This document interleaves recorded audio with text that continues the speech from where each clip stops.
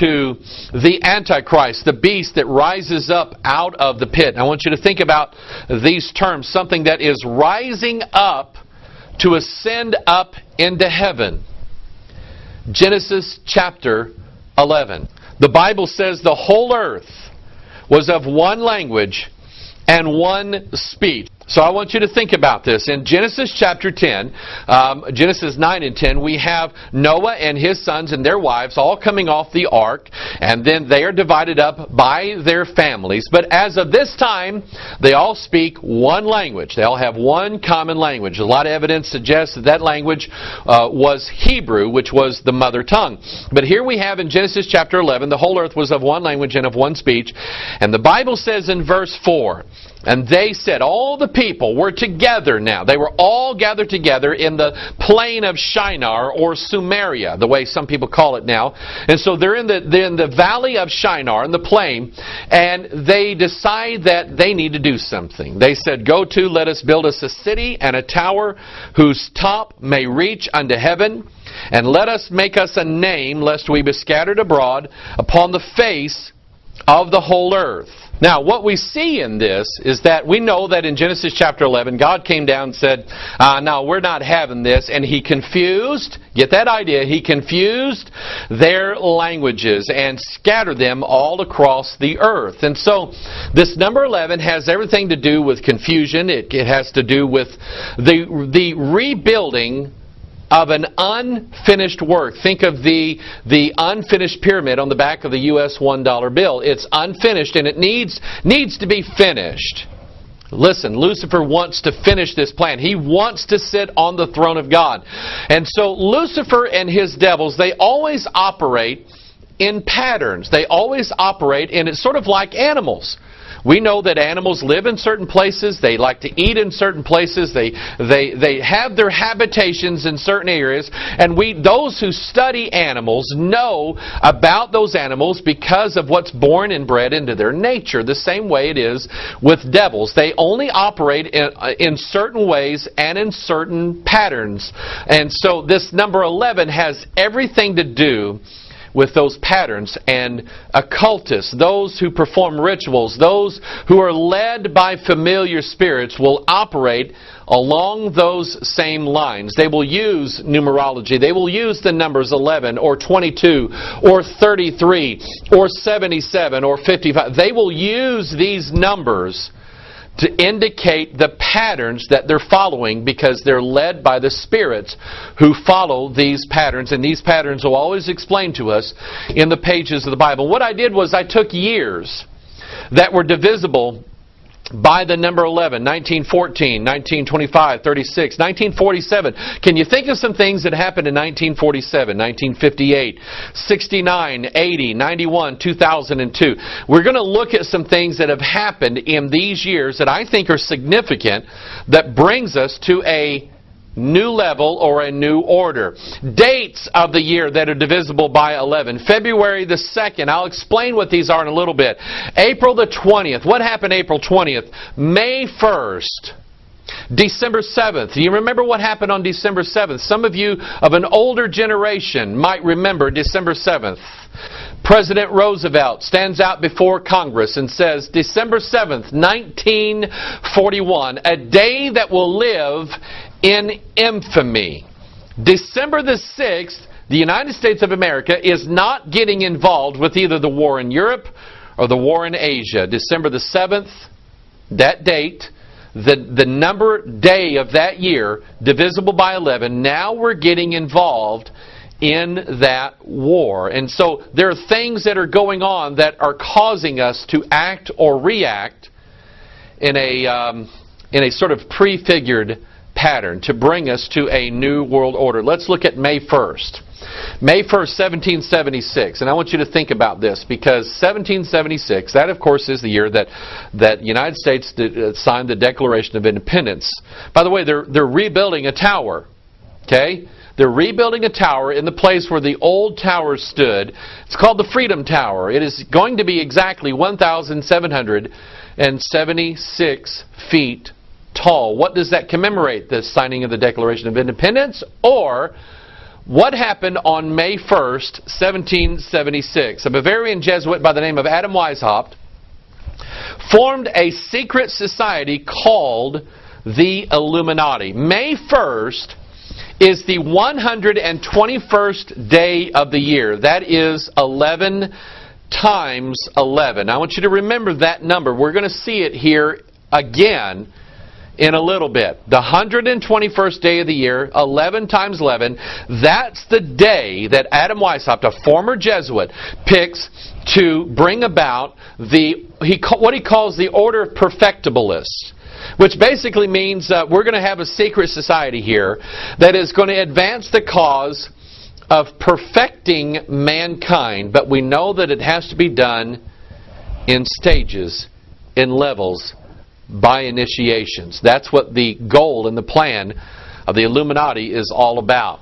We're dealing with the restoration of the Tower of Babel. Not literally the real Tower of Babel, but what Babel represented. Man's effort at achieving a higher level. Literally going from earth, I will ascend into heaven. Think about it. Okay? So this is what the idea of Babel represents, and the thing with the number 11. This is what they all tie together with, is this idea of elevating both Lucifer to godhood and man to godhood, just like Lucifer promised Eve in the Garden of Eden in Genesis chapter 3. It's interesting because we have the European Union, and the European Union is made up of a group of different nations in Europe. They all speak different languages. You have Spain, England, Germany, France, and you have all these other nations there, and they're all speaking all these different languages. This poster comes out to advertise the European Union as some good thing, and lo and behold, they use the image of the Tower of Babel. And the people who are working on the Tower of Babel to build the Tower of Babel, they all look like bricks, because that's what they used in Genesis 11. They said, they had brick for stone and slime they had for mortar. The bricks of this new world order that's building the Tower of Babel, literally, are human beings, people. And I want you to notice the slogan, Europe, many tongues, one voice. It's a reversal of what God was doing in Genesis 11. God says in Genesis 11, if they imagine it, they will be able to achieve it. I have to put a stop to this. So He confuses the languages and scatters them into nations. Now these nations decide that they're going to come back together, and even though they speak many languages, they now have one voice. And oh, by the way, let's count. We have pentagrams hovering over the unfinished Tower of Babel. 1, 2, 3, 4, 5, 6, 7, 8, 9, 10, 11 of them. That theme of the number 11. We go back to the birth of the European Union. Starts out in 1914, a multiple of the number 11, World War I. Okay, you have most of these nations in Europe are all monarchies, and after World War I, those monarchies started to crumble. 1947, which was exactly 33 years later, you have the Marshall Plan, which is the United States sending aid and money and all kinds of stuff to do what? To rebuild Europe after World War II. Now you have more monarchies falling. Now you have, instead of a king ruling over a nation, you have a parliament, you have a prime minister, you have a different form of government. Think about World War I, World War II, what it was all about. Exactly 11 years later, 1958, the European Union is officially formed and a common currency is planned. They now call it the euro. In 2002, exactly 44 years later, the euro becomes the currency in all European nations. Do you see the pattern of 11 in the significant dates of the formation of the birth of the European Union? So from 1914 to the year 2002, you have exactly 88 years that covers the entire birth of the European Union. Now this is interesting. I want you to remember this number 88. We're going to see it again in just a little bit. You might have already know what I'm talking about. This number 88 seems to be significant here. When they formed the European Union, they said, you know what, we've got to have a parliament building. So in Strasbourg, France, they built the Parliament building. They called it the Tower of Babel. They built this Parliament building to look exactly like the unfinished Tower of Babel. They could have built this thing to look like anything in the world. For some reason that we see, I think there is a conspiracy. I think spirits are giving inspiration to architects and to designers and to planners and to people working behind the scenes. I think there is a spiritual conspiracy involved in this. Why does this building look exactly this way? It's a symbol of rebuilding and turning the world from the old world into a new world order. You even go, I went to the European Parliament building website. I dug up some information. The plans were submitted in 1991. That's a multiple 11. The building has exactly 1,133 offices in it.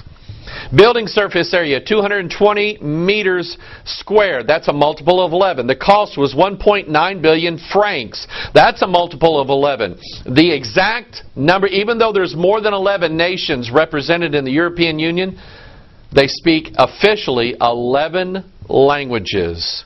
Think about it. This Tower of Babel had an intention, is that it was to elevate man from this world to the next. Notice in Genesis chapter 11, verse 4, and they said, "Go to, let us build us a city and a tower whose top may reach into heaven." Think about plans to get man from here to there. Do we have that ability yet? Yes. 1958, divisible by 11, Congress forms the National Aeronautics and Space Administration. For what purpose? To elevate man from this earth to put him amongst the stars. Are you getting where I'm going with this? Exactly 11 years later, from 1958 to 1969, we did it. We reached the heavens with Apollo 11. Now, Apollo, that's interesting. Apollo is the god of prophecy. Did you know that? He's the Greek god or Roman god of prophecy. I can't remember which one. But he's the god of prophecy.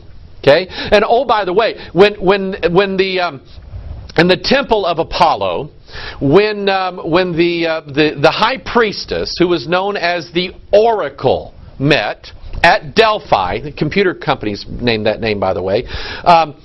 When the oracle met at Delphi in the temple of Apollo, if someone who had a question for Apollo, the god of prophecy, the oracle would go into a secret chamber, and there would be these women, and they would converse, and they would receive this illumination or this message from the god of prophecy called Apollo, and they would receive it in these different tongues, these different languages that no one could understand what they meant. But the oracle always knew, and she would interpret, and she would come out and tell so-and-so, this is what God, the god Apollo, the god of prophecy, has to say. That's all interesting. It has to do with confusion of languages. And Apollo 11 lands on the moon.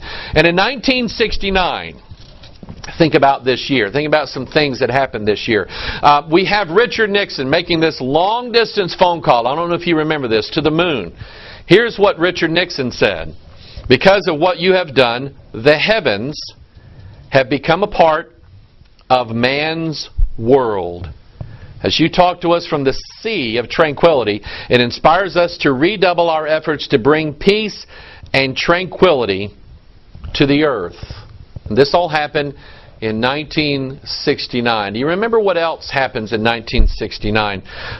We have a song by the Eagles that came out several years later, but it was called Hotel California. Remember, Apollo 11, they said the eagle has landed. Here we have a group called the Eagles.